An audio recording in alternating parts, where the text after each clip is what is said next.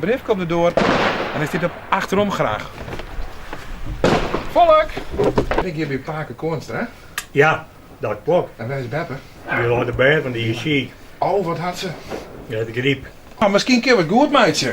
Het ziet er goed uit. Ja, ik ga een enorme doos in de hand met alle wallykoeken van de jongen in Dokkum. Ja, Die wil je wel hard, denk ik. ja, dat ligt goed. We gaan een wallykoekenactie samen met de bakker. Ja. En mensen mogen een mailtje sturen en zitten van die mensen verzinnen wel wat lekkers voor de laatste dag.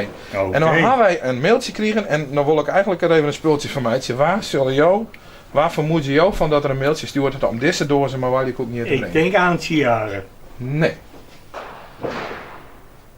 Oei.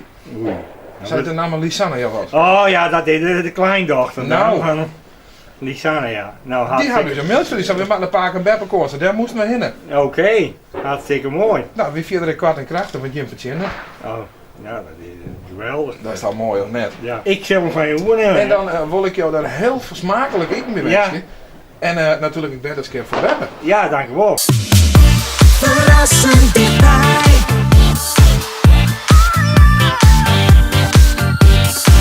RTV